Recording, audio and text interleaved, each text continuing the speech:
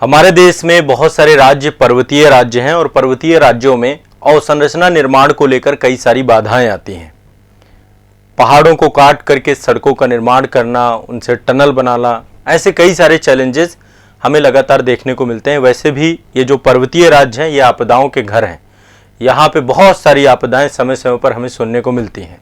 कभी बाढ़ आपदा आ जाती है, कभी लैंडस्लाइड हो जाती है, बड़े स्तर पे भूस्खलन हो जाता है, कई बार हिमस्खलन की बात होती है कि पूरा का पूरा ग्लेशियर ही टूट गया है ना। अभी हाल ही में एक बहुत बड़ा हादसा हुआ उत्तराखंड के उत्तरकाशी जिले में।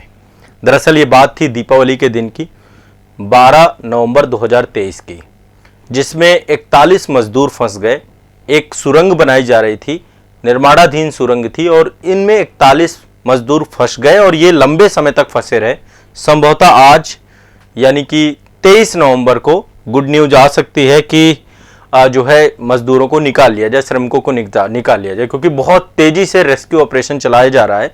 लेकिन इस रेस्क्यू ऑपरेशन को चलाते चलाते ही 11 दिन हो चुके हैं। इन 11 दिनों में कहीं ना कहीं पे अभी जो हमारी सुरंग बनाने को लेकर तकनीकी है या जो हमारा आपदा राहत कार्यक्रम है उसको लेकर कई सारे प्रश्न चिन्ह भी लगते हैं, तो उस पर भी बात करेंगे।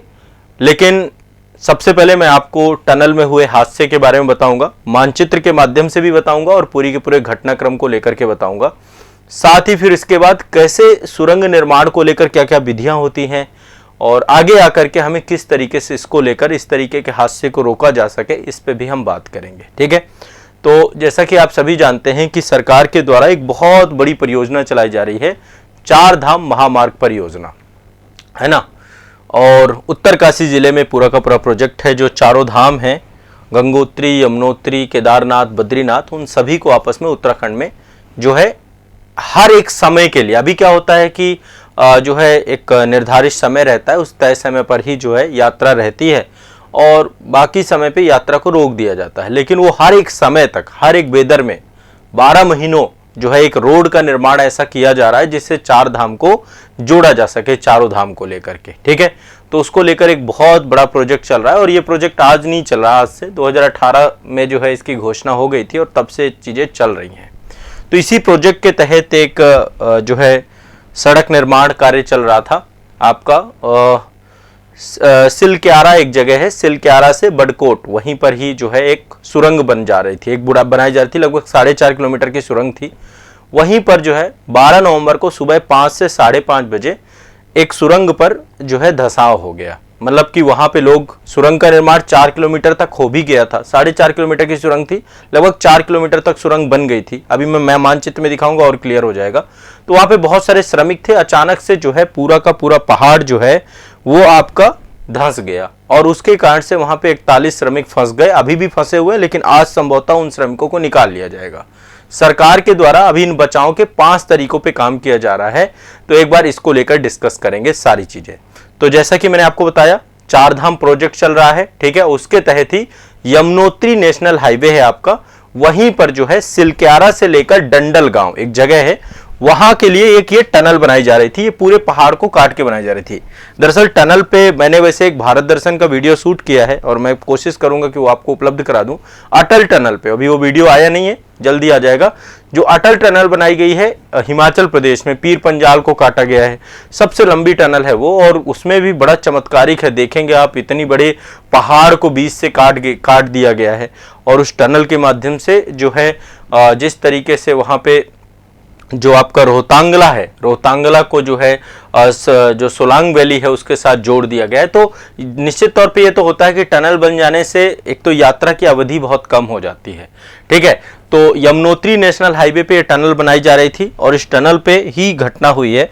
क्या घटनाक्रम है मैं सारी की सारी चीजें बताऊंगा। अभी की अपडेट ये है कि लगभग जो है ड्रिलिंग हो रही है, ठीक है, और उस ड्रिलिंग के माध्यम से वो मजदूरों तक पहुंचने की कोशिश की जा रही है। दरअसल देखो, सरकार की मतलब सरकार की कोशिश क्या है, पहले एक बार थोड़ा सा इसको समझ लेते हैं। एक जो है सरकार 5 तरीकों से इस पे काम कर रही थी। अभी केंद्र सरकार और राज्य सरकार के साथ साथ कई सारी जो है, जैसे अमेरिका के भी कई सारे लोग लगे हुए हैं जो इस पे काम कर रहे हैं, वहां की तकनीकी का भी प्रयोग किया जा रहा है। तो पहले एक बार पूरा मैप के माध्यम से आप समझिए तो आपको ज्यादा चीजें समझ में आएंगी। ये तो सुरंग है जो मैं आपको दिखा रहा हूं। यहाँ पे एक आप पाइप देख रहे होंगे, इस पाइपलाइन से ऑक्सीजन भी भेजी जा रही है, क्योंकि वहां पे आप देखिए अंदर जो है ना टनल के अंदर ऑक्सीजन की समस्या हो रही होगी, दम घुटने की भी समस्या, तो इससे ऑक्सीजन भेजी जा रही है प्रॉपर। और जो है यहाँ पे एक टनल और लगाई गई है जिससे भोजन जो है भेजा जा रहा है ताकि खाने पीने की दिक्कत ना रहे। तो इसी टनल पे फंसे हुए हैं। एक बार मैं आपको पूरा का पूरा रेस्क्यू ऑपरेशन के बारे से पहले ये आपको बताना चाहता हूँ। ये टनल बन रही है आपकी, ठीक है, ये आप टनल देख रहे हैं। इधर जो है ये आपका सिलक्यारा एक जगह है, सिलक्यारा, ठीक है, जगह का नाम एक स्पष्ट कर लीजिए। इसी तरफ से जो है धसाव हुआ है आपका, ठीक है, इसी तरफ से धसाव हुआ है आपका। तो यहाँ पे धसाव हुआ है, ये पूरा जगह है आपको जहाँ पे लोग जो है फंसे हुए हैं, ये देख रहे हैं, ये पूरा एरिया है जहाँ पे लोग फंसे हुए हैं, ठीक है। अभी इस हिस्से में काम जारी है, यहाँ पे वर्क हो रहा है, अभी लगातार ये अभी बनी नहीं है। बटकोट, ये पूरा सिलक्यारा बटकोट तक की पूरी टनल बननी है। तो यहाँ पे देखिए ये वाले हिस्से तक जो है यहाँ पे इस हिस्से में धसाव है, और यहाँ पर जो है ये वाला हिस्सा आप देखिए पूरा का पूरा ये वाला हिस्सा पूरा ब्लॉक हो गया है, और ब्लॉक होने से यहाँ पर लगभग 41 लोग फंस चुके हैं। अब इसको लेकर सरकार 5 काम कर रही है। शायद मेरे ख्याल से इससे टनल के बारे में तो आपको समझ में आ गया होगा, ठीक है। इस वाले हिस्से से धंसा हुआ है, सिलक्यारा वाले हिस्से से, ठीक है, इस वाले हिस्से से नहीं, क्योंकि अभी तो इधर निर्माणाधीन थी टनल, इधर वाले हिस्से में टनल आपकी बन गई थी। तो यहाँ पे लोग फंसे हुए हैं, और खाना भेजने वाली पाइप और राहत और बचाव करने वाली पाइप, 2 पाइपें यहाँ पर लगा करके अभी तक इनको किसी तरीके की 41 जिंदगियों को सुरक्षित रखा गया है। अब सरकार 5 उपाय ले रही है। पहला उपाय है कि सुरंग के मुख्य मार्ग से, ये जो सिलक्यारा वाला मार्ग है ना, यहां से मजदूरों तक पहुंचने की सरकार कोशिश कर रही है। और काफी सुरंग का मतलब ये सिलक्यारा वाला हिस्सा जो है इधर से कोशिश हो रही है। दूसरा, सरकार ये भी चाह रही है कि वर्टिकल तरीके से, यानी ऊपर से भी सुरंग को जो है तोड़ा जाए, या फिर मतलब यहाँ पे ड्रिल किया जाए और ड्रिल करके यहाँ पर पहुंचने की कोशिश की जाए। तो एक तरफ ऊपर से भी प्रयास जारी है, इधर सिलक्यारा वाले क्षेत्र में मलबा पड़ा हुआ है, यहाँ से भी प्रयास जारी है। तो वर्टिकल सुरंग खोदने का भी प्रयास किया जा रहा है, ठीक है। और फंसे मजदूरों तक खाना पहुंचाने के लिए सुरंग तक 6 इंच की पाइप भी डाली गई है।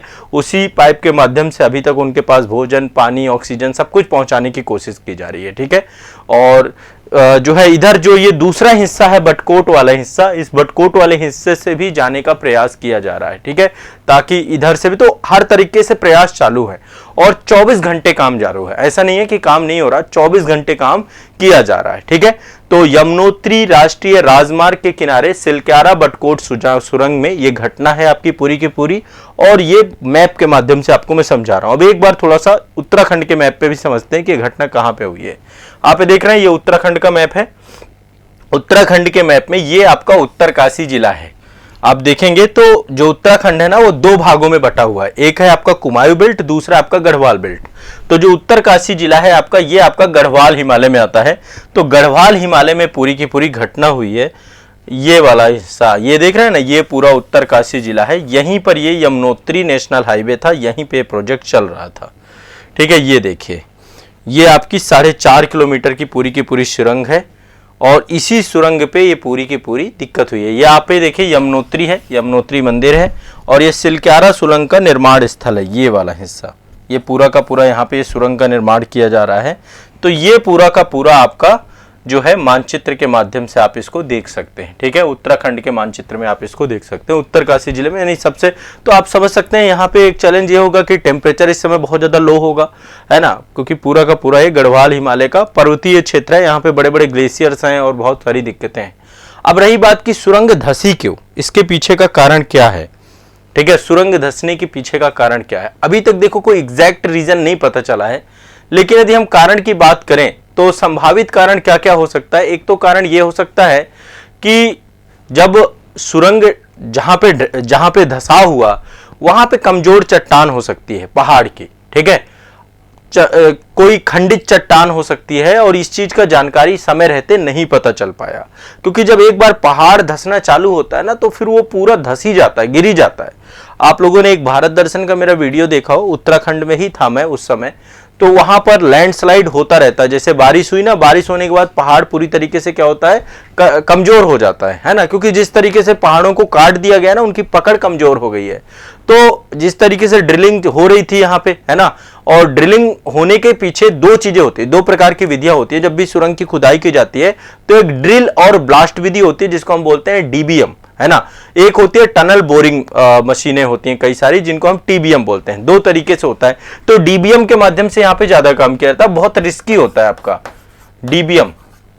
डीबीएम का मतलब है drill and blast, blast method का प्रयोग किया जाता है, यानी कि कोई भी चट्टान को, कोई भी पहाड़ को तोड़ने के लिए उसमें विस्फोटकों का प्रयोग किया जाता है, डायनामाइट्स का प्रयोग किया जाता है। और उत्तराखंड और जम्मू कश्मीर, हिमाचल प्रदेश में जितने भी प्रोजेक्ट चल रहे हैं, इन सभी प्रोजेक्ट में आम तौर पर आपका यही डीबीएम प्रोजेक्ट का ही प्रयोग किया जा रहा है, डीबीएम तकनीकी का ही प्रयोग किया जा रहा है, ठीक है।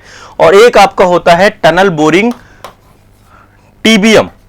टनल बोरिंग जो है मशीनें होती हैं कई सारी, और इसमें होता क्या है, सुरंग को खोदा जाता है। जैसे सुरंग को टाइम से उसके पीछे जो है सुरंग को सहारा भी दिया जाता है, कई सारे कंक्रीट के बड़े बड़े खंड बनाए जाते हैं, उनसे उनको सहारा देते हुए सुरंग को छेद किया जाता है, तोड़ा जाता है, ठीक है। तो ये थोड़ा सा महंगा तरीका है, ये थोड़ा सा आसान तरीका है कि ब्लास्ट करके बड़े हिस्से को उड़ा दिया और फिर मलबा साफ कर दिया, ठीक है।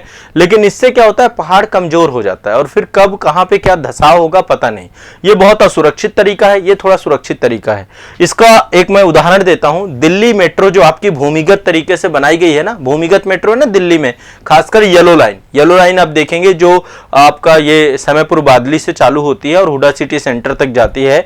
ये आपकी जितनी भी येलो लाइन है वो पूरी की पूरी टीबीएम तरीके से ही बनाई गई है।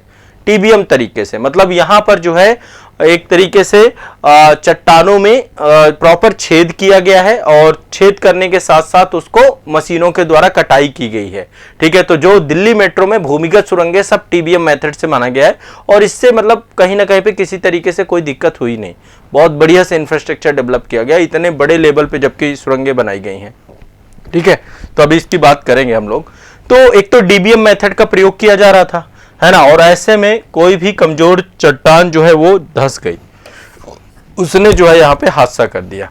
अब इसको लेकर एग्जैक्ट रीजन क्या है, अभी तो ये जांच का विषय है, उससे पता चलेगा क्या रीजन हो सकता है। लेकिन ओवरऑल ये तो बहुत आसान सी बात है, पहाड़ धंसा है तो निश्चित तौर पे पहाड़ वहां पे कमजोर रहा होगा, ठीक है। और सही तरीके से जो मानक हैं, जो पैरामीटर्स हैं, उनका उपयोग नहीं किया गया होगा, ये भी आपको पता है, ठीक है। अब देखिए, जब भी कोई सुरंग का निर्माण किया जाता है, जब भी कोई इतने बड़े बड़े टनल बनाए जाते हैं, तो चट्टान की जांच की जाती है, ठीक है, कि चट्टान कितनी भारी है, कितनी भी क्या उसकी क्षमता है ना। भूकंपीय तरंगों को भी देखा जाता है, पेट्रोग्राफिक विश्लेषण भी किए जाते हैं, उसी हिसाब से कंक्रीट का स्ट्रक्चर भी बनाया जाता है। तो चट्टान की जांच करना सबसे पहला काम होता है, चट्टान के आकार को समझना, चट्टान की क्षमता को समझना, ताकि संरचना को सही तरीके से बनाया जा सके।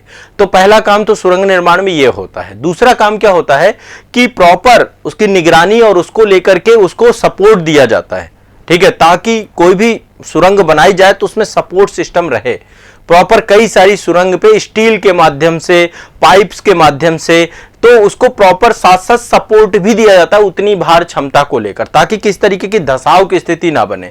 जितना उसे जो है भार चाहिए उतने भार सहने वाली स्टील का प्रयोग किया जाता है और भूवैज्ञानिक आकलन भी किया जाता है, ठीक है। भूवैज्ञानिक सुरंग की जांच करने के लिए, संभावित विफलताओं की भविष्यवाणी करने के लिए, चट्टान की स्थिरता की अवधि को नापने के लिए भी कार्य किया जाता है। तो इन सभी पहलुओं पर काम करके सुरंग का निर्माण किया जाता है। ये सिविल इंजीनियरिंग का नायाब उदाहरण भी है। और ऐसा नहीं कि केवल भारत में हो रहा, विश्व में हर जगह पे टनल्स बनाए जा रहे हैं, इंफ्रास्ट्रक्चर डेवलपमेंट किए जा रहे हैं, लेकिन प्रकृति के साथ छेड़छाड़ तो है, ये बात तो आप जानते हैं।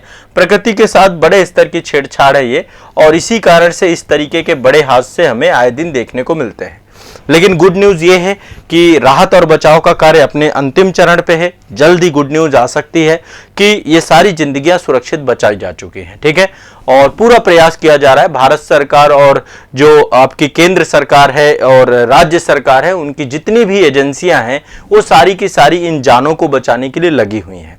41 ये श्रमिक मजदूर हैं और ये श्रमिक मजदूर कई सारे राज्यों से जुड़े हुए हैं, बिहार के मजदूर हैं, झारखंड के हैं, उत्तर प्रदेश के हैं, पश्चिम बंगाल के हैं, उड़ीसा के हैं, उत्तराखंड के हैं, हिमाचल प्रदेश के हैं। अब आप समझिए कि यहाँ पर जो ये मजदूर फंसे हुए हैं, इनसे वॉकी टॉकी से प्रॉपर बात भी हो रही है, इनके परिवार के लोगों से भी बातचीत करवाया जा रहा है, ताकि एक ढाढ़स बंधा रहे इनको भी कि इनके घर वालों को चीजें जानकारी। क्योंकि देखो त्योहार, एक तो दीपावली के दिन ये घटना हुई, तो निश्चित तौर पर कोई भी हो, एक व्यक्ति भी, राज्य का कर्तव्य यही है कि यदि कोई भी जान जोखिम आता है तो उसके लिए खड़ा रहे। तो अभी एनडीआरएफ की टीम लगी हुई है, आईटीबीपी लगी हुई है, एसडीआरएफ जो स्टेट डिजास्टर रिस्पांस फोर्स होती है, national disaster response force SDRF, BRO भी यहाँ पे लगा हुआ है, और जो नेशनल हाईवे है उसके भी लगभग 200 से ज्यादा लोग, अधिकारी लगभग रेस्क्यू कार्यक्रम पे लगातार काम कर रहे हैं। ठीक है, लेकिन बहुत टाइम हो गया, 11 दिन हो गए समझिए। अब मतलब कोशिश यही है कि आज 1 या 2 दिन के अंदर, या हो सकता है आज ही, आप सभी को ये जानकारी मिल जाए न्यूज चैनल के माध्यम से कि इन सभी श्रमिकों को बचाया जा चुका है। ठीक है, तो ये तो पूरा का पूरा घटनाक्रम था। ठीक है, लगभग 4.5 किलोमीटर की टनल थी, 4 किलोमीटर तक का हिस्सा बन के तैयार हो गया था। अभी जो बडकोट वाला एरिया है वहां से अभी टनल बननी बाकी है, मतलब अभी पूरी की पूरी टनल बनी नहीं है। तो ओवरऑल उद्देश्य यही है कि टनल बनेगी तो 4 धाम यात्रा को हर मौसम में कनेक्टिविटी मिल पाएगी। ठीक है, और इससे जो धरासू वाला क्षेत्र है, धरासू से यमुनोत्री की यात्रा लगभग 26 किलोमीटर की यात्रा कम हो जाएगी। ठीक है, यहां पे मैंने मानचित्र में दिखाया होगा, धरासू एक क्षेत्र है यमुनोत्री में। ऐसे ही देखो हर एक जितने भी धाम है ना, सबको बनाया जा रहा है। ये आप देखिए, ये एक धरासू है आपका। ठीक है, तो धरासू से आपका जो ये वाला रूट बनाया जा रहा है ना, इस रूट से यमुनोत्री की यात्रा क्या होगी, कम हो जाएगी। मतलब ये टनल के बनते ही लगभग 26 किलोमीटर की डिस्टेंस और हर मौसम में कनेक्टिविटी मिल जाएगी। तो देखो उत्तराखंड में काम हो रहा है, लेकिन देखिए आप एक चीज समझिए, अभी जोशीमठ का किस्सा हमें याद है। जोशीमठ में लोगों के घरों में धसाव आ गया, लोग वहां से विस्थापित होने पड़ गए। वो क्यों हुआ? क्योंकि ये कहीं ना कहीं पे जो निर्माण कार्य चल रहा है ना, इससे बहुत ज्यादा संकट है। आने वाले समय पे एक तो भूकंपीय जोन में आता है आपका, भूकंप जोन 4-5 के अंतर्गत आपका जो है उत्तराखंड का पूरा हिस्सा आता है। और ऐसे में जो है इतने हाई रिस्क में हम काम कर रहे हैं कि कोई भी भूकंप आया तो इस तरीके की घटनाओं को हम रोक नहीं पाएंगे। ठीक है, अभी तक हमने कई सारी सुरंगें बनाई हैं। एक अटल सुरंग बनाई है, अटल सुरंग पे मेरा भारत दर्शन का वीडियो मैं आपको भेज दूंगा, बन चुका है, शूट हो चुका है, वो वीडियो मैं आप तक प्रेषित कर दूंगा। ठीक है, एक जवाहर सुरंग का नाम आपने सुना होगा, बनिहाल सुरंग भी कहा जाता है, तो एक आपकी बनिहाल सुरंग है। अटल सुरंग सबसे लंबी सुरंग है, मतलब आप सोचिए अटल सुरंग लगभग 9.02 किलोमीटर की लंबाई की है और बहुत हाइट में बनी हुई है, बहुत ऊंचाई, लगभग 3000 मीटर की हाइट पे इसको पीर पंजाल को काट दिया गया है। ठीक है, रोहतांग सुरंग के रूप में भी इसे जाना जाता है। लेह मनाली राजमार्ग में इसको बनाया गया पूरा का पूरा। ठीक है, अटल सुरंग को। और ऐसे ही आपकी जवाहर सुरंग है, पीर पंजाल रेल सुरंग है, वहां पे बनाई गई है। श्यामा प्रसाद मुखर्जी सड़क सुरंग आपकी चेनानी नसरी सुरंग जिसे हम कहते थे ना, 9.3 किलोमीटर की सुरंग थी। तो एक सड़क, ये श्यामा प्रसाद मुखर्जी सड़क जो है सुरंग, ये भी बनाई गई। तो कई सारी सुरंगें बनाई गई, कोई ये पहली बार जोखिम नहीं हुआ है, ऐसी कई बार घटनाएं और भी हो चुकी हैं, लेकिन ये है कि ये वाली घटना बहुत ज्यादा जो है लंबा समय लग गया रेस्क्यू करने में। ठीक है, और आए दिन पहाड़ों में जब कभी आप जाएंगे ना, कोई भी टूर के लिए जाते हैं, आप खुद देखेंगे वहां पे बहुत आम घटना है, पहाड़ों को इस तरीके से काटा जा रहा है। कभी भी पहाड़ जो है पूरी तरीके से यदि बहुत ज्यादा वर्षा हो जाए, यही हुआ था उत्तराखंड त्रासदी जब केदारनाथ में घटना हुई थी, बहुत बड़े स्तर का लैंडस्लाइड हुआ था। तो जब कभी भी वहां पे ग्लेशियर पिघलेंगे या बड़े स्तर पे वहां पे वर्षा होगी, बादलों का फटना होगा, कुछ भी होगा, तो फिर हम इन चीजों को रोक नहीं पाएंगे। अब करना क्या चाहिए? सबसे बड़ी चीज यही है कि इसको लेकर के क्या सुरक्षा चीज। एक तो पहली बात, एक मेंटेनेंस, हाई लेवल मेंटेनेंस होना चाहिए, नियमित रख रखाव होना चाहिए, ताकि चीजों को पता चलता रहे कि किस तरीके की कोई दिक्कत नहीं है। हर तरीके से जब निर्माण कार्य किया जाए तो निर्माण कार्य के वो सभी मानकों का प्रयोग किया जाए जो पैरामीटर्स ऐसे निर्माण कार्य के लिए जरूरी हैं। जैसे कि ड्रेनेज सिस्टम बहुत अच्छा होना चाहिए। ठीक है, वेंटिलेशन की व्यवस्था बहुत अच्छी होनी चाहिए, और जो आपकी उस समय की व्यवस्था है। ठीक है, संरचनात्मक स्थिति का लगातार आकलन होता रहना चाहिए, ताकि कोई भी विसंगति होती है, कोई भी किसी तरीके का दिक्कत आती है तो हमें पता चल सके। ठीक है, और ऐसे कई सारे सेंसर आते हैं, ऐसे कई सारी अब जो है आपकी जो है उसके ऊपर नजर रखने वाली प्रौद्योगिकियों का प्रयोग हो चुका है, ताकि जोखिम मूल्यांकन किया जा सके और तत्परता से इनके समस्या के समाधान पे काम किया जा सके। ठीक है, आपको पता है इससे एनवायरनमेंट को भी बहुत ज्यादा क्षति पहुंचती है। जिस तरीके से हम पूरा इकोसिस्टम, अब उस पहाड़ का इकोसिस्टम पूरी तरीके से डिस्टर्ब हो जाता होगा, जिसे बीच से आपने छेद दिया, सोचिए, बीज से आपने क्या किया, उसको काटते हुए चले गए, तो उसका भी खुद का इकोसिस्टम है ना, वो भी पूरी तरीके से प्रभावित करता है हर चीज को लेकर। और साथ ही जो भी यहाँ पे काम कर रहे हैं लोग, जो भी इसके प्रशिक्षण का, उनको प्रॉपर प्रशिक्षण देना, जागरूक करना, सुरंग प्रबंधन का काम करना, आपातकालीन कोई भी स्थिति आ जाती है वहां पर अच्छी प्रतिक्रियाओं को देना, ये सारे काम करना। और सबसे बड़ी चीज है जो आज वर्तमान में तकनीकी है, तो तकनीकी को सब तक पहुंचाना, तकनीकी का कुशल निरीक्षण करना, रख रखाव करना, शीघ्र पता लगाने की प्रयास करना, चाहे इसमें आर्टिफिशियल इंटेलिजेंस का प्रयोग करना हो, चाहे ड्रोन का प्रयोग करना है, चाहे रोबोटिक्स का प्रयोग करना हो, इन सभी की नवीनतम तकनीकों का प्रयोग करना पड़ेगा हमें, और तब जाकर के इस तरीके की घटनाओं से हम बच पाएंगे। तो मैंने यहाँ पे आपको 3 चीजें बताई। पहले तो क्या घटनाक्रम है, दूसरा एक घटना किस कारण से हो सकती है, क्या रीजन हो सकता है, और तीसरा कि क्या किस तरीके से इस घटना से हम आगे आकर के बच सकते हैं। तो पहला मैंने आपको बताया, नियमित रखरखाव होना चाहिए प्रॉपर, ठीक है। उन मानकों का प्रयोग किया जाना चाहिए जो इस कंस्ट्रक्शन के लिए जरूरी हैं।